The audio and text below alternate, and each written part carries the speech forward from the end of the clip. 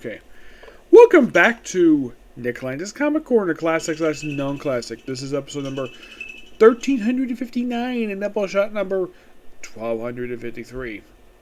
Like I said in my last Comic Corner, a finale for Stormwatch and Batgirl. Well, for Stormwatch, it's a finale for Volume 3 for the series. Yep. Like in the case of Justice League Dark, basically, where the first trade was the only thing left to review for this run. Yes, the only thing. Now, this is basically Stormwatch, Volume 1, The Dark Side. Interesting thing when it comes to this volume is that it's the only volume for Stormwatch to be fully collected by DC. The previous volume, I think, had like one trade, and that was it. Like maybe like one or two trades they published, but it seems like they're more prone to this. Now you're probably thinking, like, when I saw this image 10 years ago for Stormwatch, I'm like, okay, so I don't know who, I didn't at the time know who Midnight or Apollo were. I do know now. But I'm wondering, like, okay, this is a Wildstorm book, basically from the page of Wildstorm, and one of its members is Martian Manhunter. I'm like, why the heck is he here? He's a Justice League member. He's a member of the Justice League. What the heck is he doing here? Well, they kind of, in the way, retcon his founding member status, basically replacing him with Cyborg, for reasons. Oh, and by the way, the first book does not technically start with Stormwatch or in their mission. Nope. It starts with trying to recruit Apollo joining the team. Yes, Apollo. A guy who, from what I can tell from other Stormwatch books, was the actual leader of Stormwatch. Oh, by the way, they actually have the debut of their headquarters, a space station. Yes, a space station known as the Eye. At the time this book came out, the Justice League was just starting. And they didn't have their base, the Watchtower, yet. Nope. So technically, Stormwatch, by publication, in this current continuity, was the first superhero team to be based out of a space station. Though, at times, in this book, they kept changing where it was. Sometimes it was orbiting Earth, other times it was basically in the asteroid belt. Yep. And of course, you have various threats. In this trade here, the Eye gets attacked and Young is destroyed. Excuse me, yes. Also, the way that the writer of this book, Paul Cornell, yes, Paul Cornell, the guy who writing a lot of Doctor Who books, and was also he was also technically the second last guy to write Wolverine before Charles Schultz killed him off. Yep, the artwork in here. Oh yeah, this does happen in the book. Yeah, the Eye. That's the name of their base. Now the members are basically traditional members of Stormwatch. The artwork in here is done by Miguel Stavita and with Al Bonavith. The cover art is done by Miguel Stavita and Nathan Epping. Of course, I love the fact that the actual credit who created Stormwatch, not Paul Cornell, Jim Lee, and Brandon Choi. Which shows the reason why this book exists. Because Jim Lee is the publisher, well, at the time anyways, he's not currently anymore. He was co-publisher of DC Comics. He basically became the sole publisher in 2020 when Dan D was fired by AT&T. Yep. So, you can blame him for basically this book basically started. And I heard something a few years ago where someone said that at the time this book started, watch out for Stormwatch. Yes. When I read this book, and oh boy, even rereading recently shows that this book was just not that good. No, seriously. It seems as though with this book, it's called The Dark Side. Aside from the fact you have Martian Manhunter here and you have the recruitment of Apollo to the team, not a lot of really interesting stuff. You also have Jack Harrow. He's one of the members of the roster. You see, you have the engineer, yes, this woman here who is dating one of the other members of the team. Yes. Now you also have Jack Harrow here, who was leader of the team, but I don't know who is leader of the team anyways.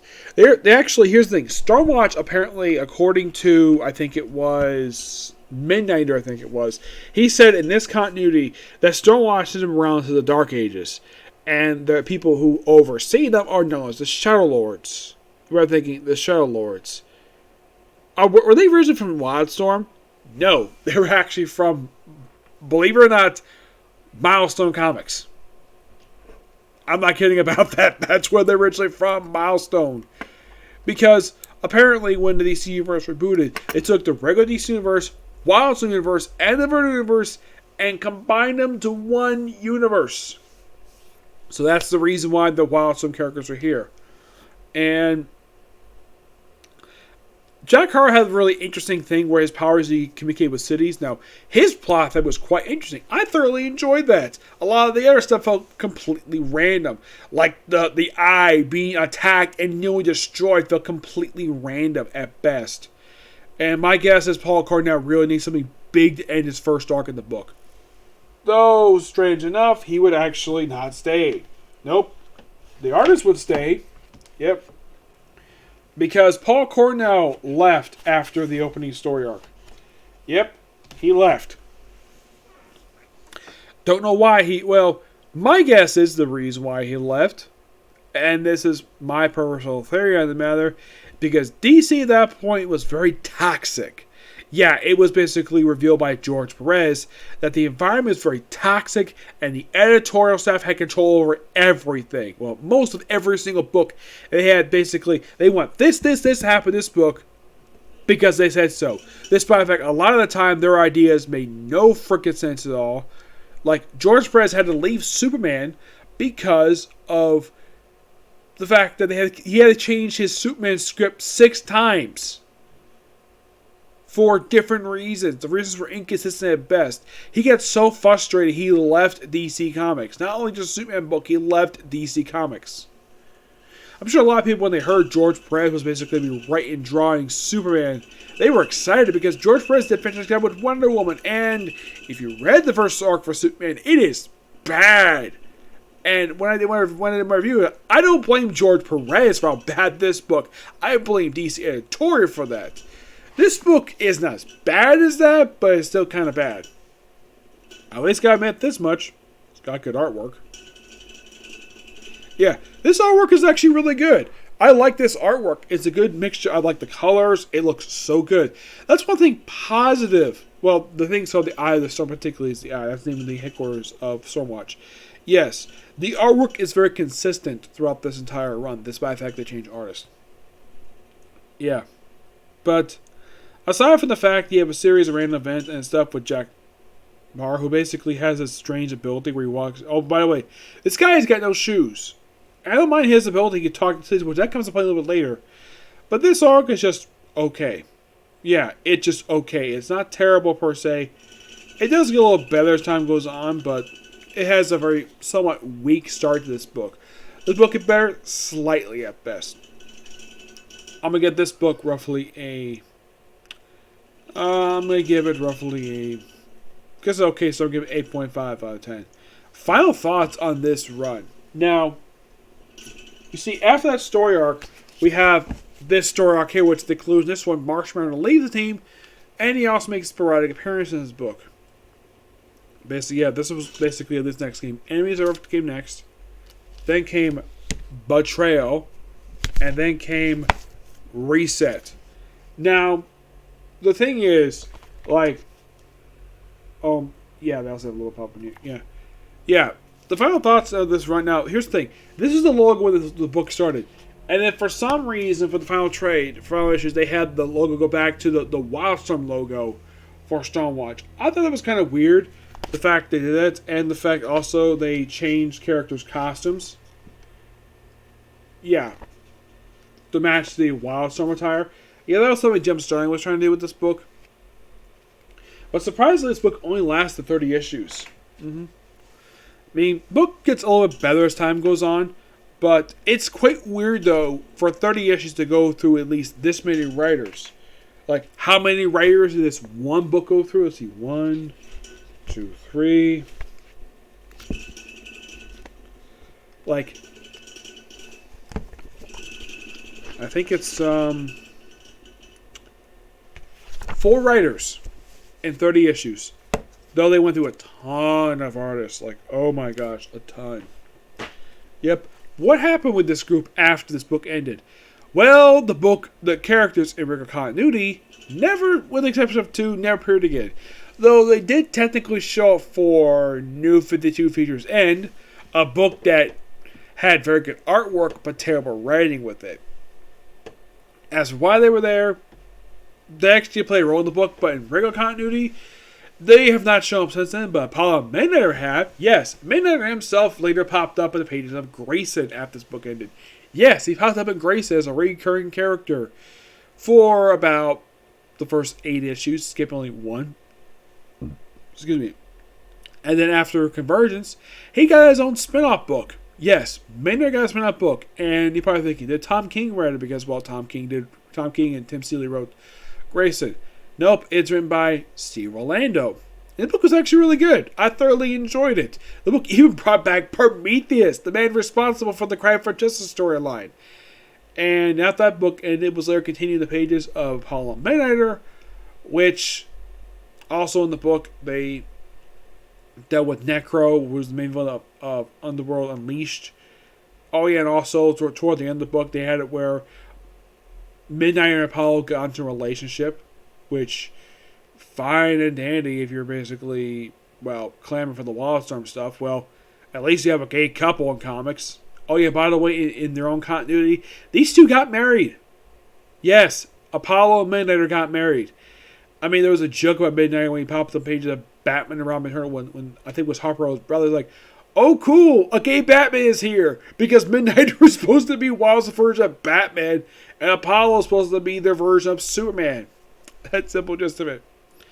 Alright, coming up, now next book is a book that a lot of people didn't like the final issue of this book. I kind of agree. This is Batgirl, Volume 8, Joker War. Love this freaking cover. The writing in this book is by Cecile Castillo, who is the final writer of this book. Yep, the final writer. With these artists, there's actually a whole bunch of artists in these issues. You have Scott Hanna, Mark Gray, Wade Van Graber, Margaret Savage, Anik, Emil Lapicchio, Robbie Rodriguez, and Carmen D. Camanico. Now, this book contains issues 45 to 50. Now, portion of this book has nothing really much to do with Joker War itself. It just basically Batgirl dealing with other stuff in. They also was some stuff with Jason Bard. Just series of like weird and interesting, not really a lot of stuff. I mean, she did have off counter with Batwoman. That was interesting. Yes. Also, for some reason, when the artists draw her bat symbol, it's almost like she's wearing a bra over her freaking costume. Don't know why. And she also had a fight with freaking KG Beast of all people. Yes, KG Beast. Also, this trade kept in something that I thought they would have removed. Second trade I've seen do this. Look at this. Look, what do you see here? Right here. Yes, they kept it in there for some reason. I would have thought that they removed that for the trade. Nope, for this trade they kept it in for some strange reason. Yeah, it's all this gold plot which takes the first couple issues of this trade. Yeah. Which is an interesting story arc per se. And we also basically have it where Jason Bard starts a relationship with Barbara Gordon. Because they were like that pre-crisis, so why not? And then something really weird happens. She goes home and she runs into the Joker. Yep. Basically, now we have the Joker War tie-in issues, which take up issues 47 to 50. Yes. And, well, she proceeds to beat the crap out of the Joker. Now, you're probably noticing, like, okay, the previous artist is different from this one. I think, yes, it's much different. Yeah, with issue 47, they changed to Robbie Rodriguez. For this issue right here. Yeah, you can tell Barbara looks a little different being drawn here. You're thinking, Robbie Rodriguez, isn't that the artist of Spider-Gwen? Yes. Yes, it is. So, now the thing is, when it comes to this tie-in, this is the first tie-in I reviewed for Joker War. I've reviewed the main event.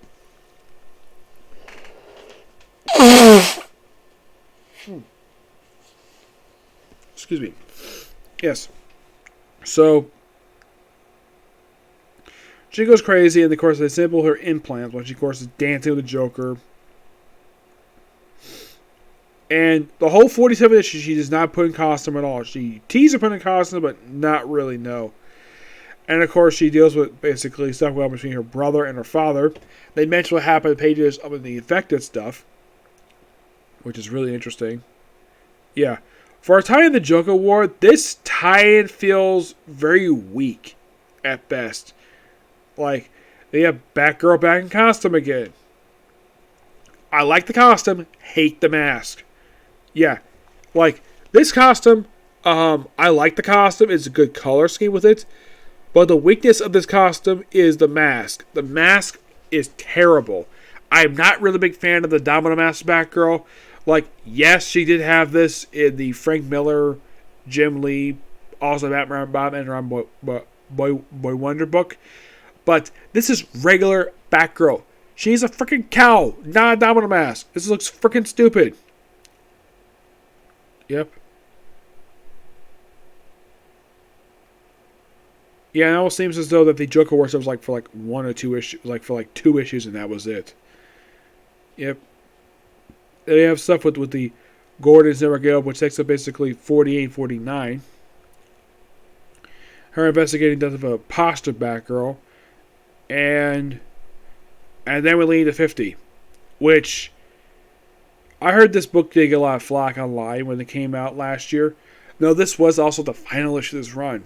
Yep. Final issue. Yeah, and also I think during Gotham War, Joker War, they had James Gordon Jr. die. Yep.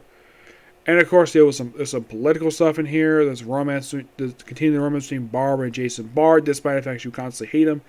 They also feel what happened in this book with the aftermath of Joker War, where Bruce Wayne is no longer a billionaire, he's a millionaire now, because a lot of his money got transferred to, well, of all people, Lucius Fox became rich.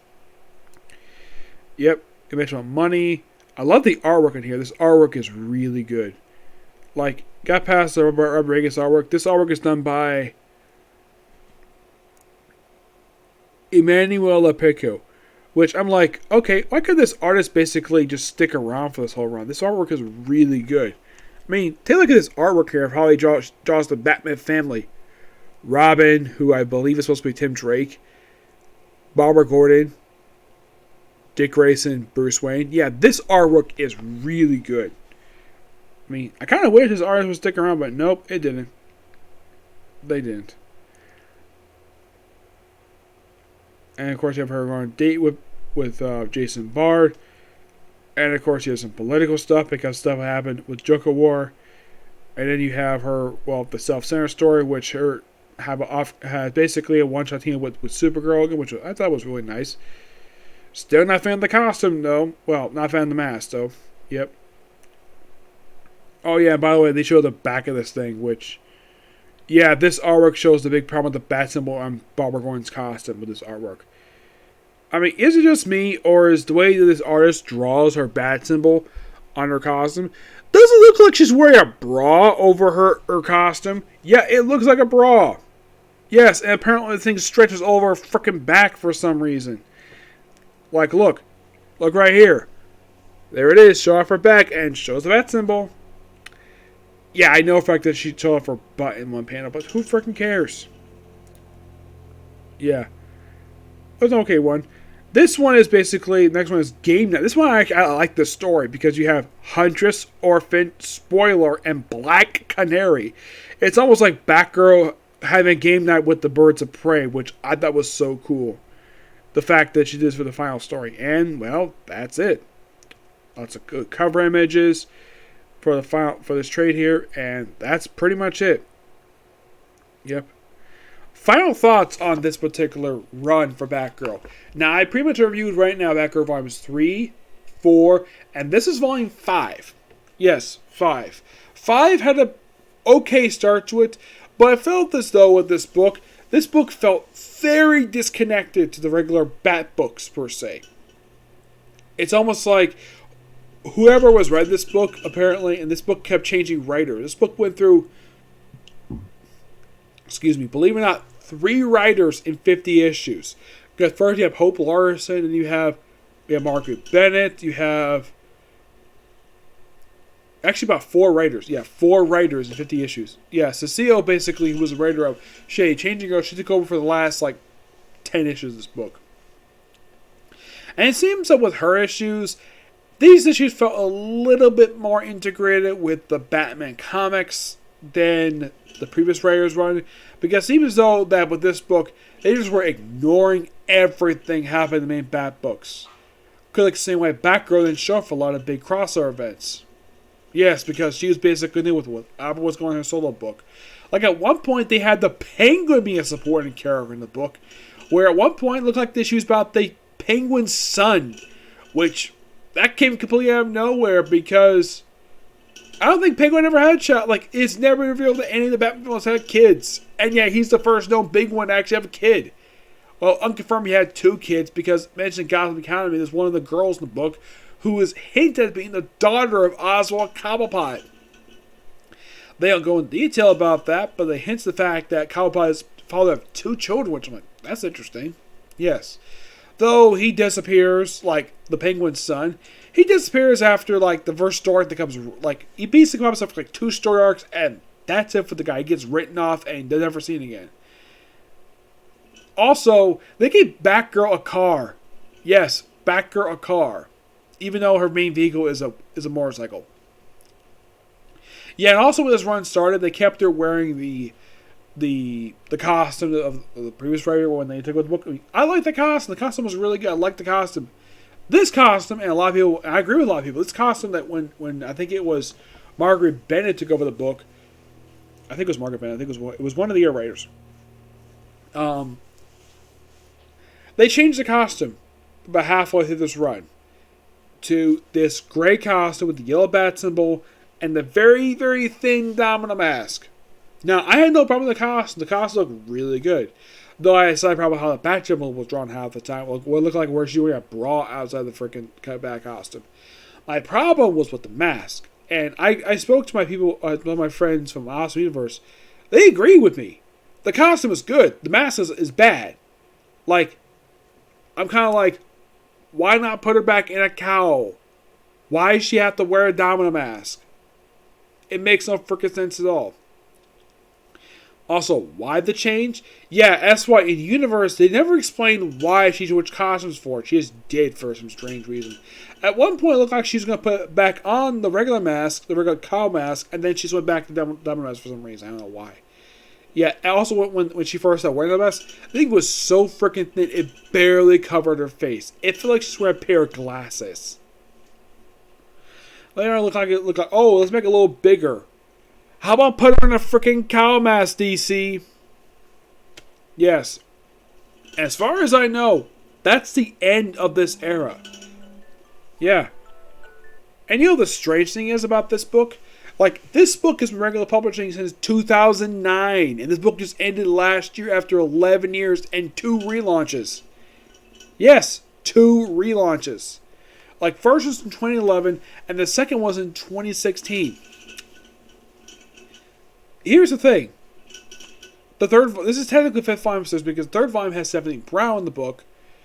And, yeah, I think it was Brian Miller who basically was the writer of the book, who was also writing Smallville. Great book. And then the book was relaunched in 2011 with Gail Simone in the book, which was really good. Got a lot of praise. Though she got fired because New Era took over. Though DC took a lot of flack for that, for firing Gail Simone from the book. Though she came back, though she did skip one more issue, but the 2 issues she didn't work on, yeah, the worst issues of the entire run associated with her run. Though she did leave with issue 30. And she replaced with Becky Coyne and Brie Larson. Not Brie Larson. It was Brandon Fletcher. This book, under these two, wow. It's heavy social media stuff. Way over the top with tech stuff. And apparently, appearance-wise, the age are 2 years for no explained reason at all. Also, took away her popular supporting character. Yep. By the way, if you read these issues, aside from Jason Bard, can you think of any other supporting character this book had? Like, it appears though the server looked like they were kind of continuing basically with the previous writers were doing, and then later on they just dropped that for no explained reason. Like, yeah, like Alyssa, her one of her friends, she's dropped from the book. Her friend Frankie, who kind of acted like her oracle, she was dropped from the book as soon as the original writer left. Yeah, and I think a lot of people can point out though these. Now, the book was consistently written 50 issues. That wasn't the issue. Unlike with Green Arrow, which apparently couldn't keep a consistent continuity with the book. This book was written consistently, though the problem with the book was they kept dropping characters for no reason. And the fact also, it felt very much like this was set in its own universe. And it kept ignoring everything. Later on, they did kind of slowly integrate this book into regular, like, what goes in the Bat books, but I guess it was too late at that point because the book got canceled at issue 50. Could never end that. By the way, this book ended the same time as Batman Beyond, believe it or not. Yeah, it did. But yeah. But, by the way, the trade, so I give it an 8 out of 10. Yeah. The Joker War stuff was weak at best. It felt as though Joker War was just randomly inserted in because Barbara Gordon's got a history with the Joker. Yep. That's what it felt like. It didn't feel like there was any build-up to it at all. At least in the case of Nightwing, there was some build-up to it. Not in the case of Batgirl. No. This felt completely random at best. Yep. But don't worry, I'll talk about Nightwing's tie-in in the video for this series, okay? So yeah, that's it for Sick of You. I've got a few more videos to do today. Be My Hero Academia, One Piece, and Boruto, okay? Next video. Bye.